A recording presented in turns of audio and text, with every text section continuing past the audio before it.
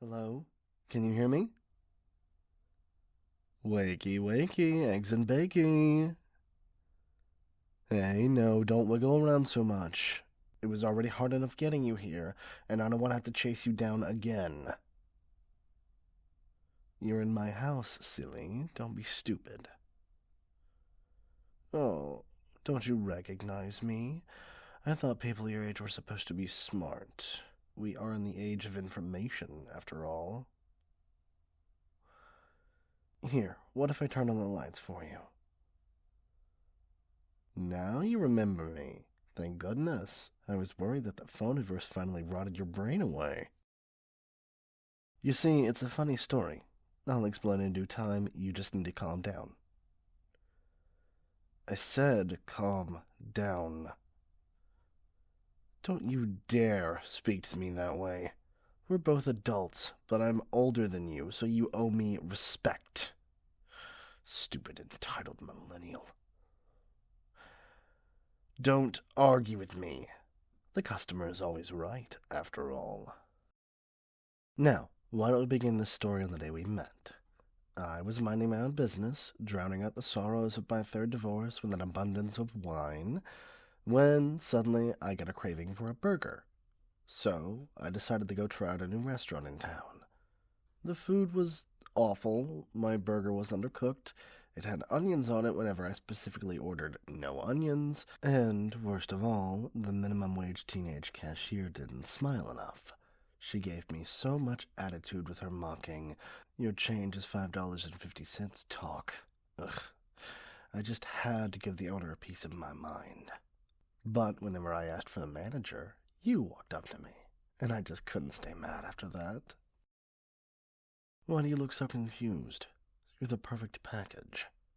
You're beautiful, you're patient, you know how to suck up to me, and you're much more of a lover than my good-for-nothing ex was. Anyways, from that day on, I knew I had to see you again. Every single day I came back to that restaurant, and every day I found something new to complain about. Some days it was the fact that I didn't get a military discount, even though my first lover was in the army. Some days it was the cashier wearing their stupid face masks. You made it real easy for me in December, though, with all your happy holidays messages. It's Merry Christmas, you know. I can't believe you never fixed that. But I suppose I can't stay mad at you, my little manager. Your employees started to recognize me and always gave me the best possible service. It was really hard to find an excuse to talk to you every day. Eventually, I had to get creative. I started bringing in my own onions to put on my burger, pulling out locks of my hair and putting it in the food. I even started making my own perfume to spray everywhere so I could complain about the smell. It was a real hassle, but I'll admit, seeing your employees stare at me like a deer in headlights made my day every time. Besides, I like it when they play hard to get. Hey now, that's an incredibly rude thing to say. Someone ought to teach your generation some manners, I swear. See, this is what happens when you take Jesus out of education. Kids get entitled, they stop listening to their parents, and they start acting like they're their own individuals instead of the empty shells I can relive my unfulfilled youthful fantasies through. Let's get back to the topic at hand, shall we? Day in and day out, I kept up this routine. Even when my brats started complaining.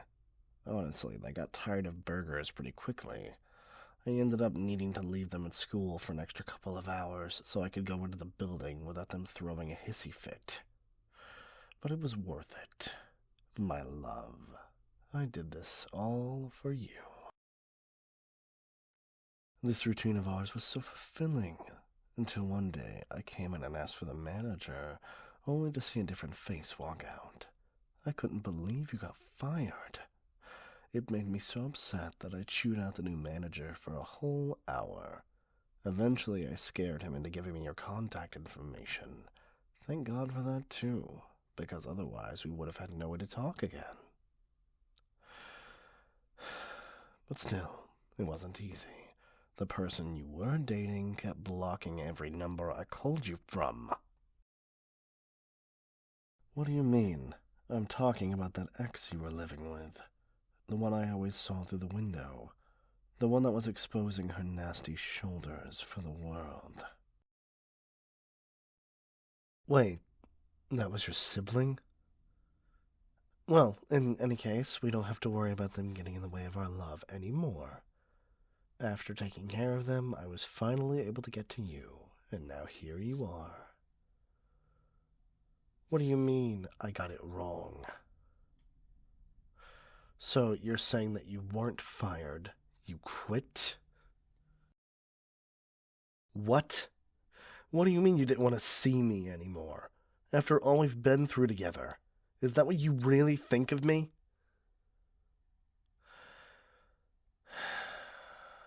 I suppose it doesn't matter now. All that matters is that you're here with me. We can see each other every day now. Oh, by the way, I have a surprise for you. That's right, it's your old uniform. I had a hell of a time taking it out of the dumpster, let me tell you. I suppose it can never be easy, though. That's the one thing you have in common with my ex. Bull-headed lowlife always kept pushing back on my demands like a scumbag. But now we can spend every day together, just like we used to.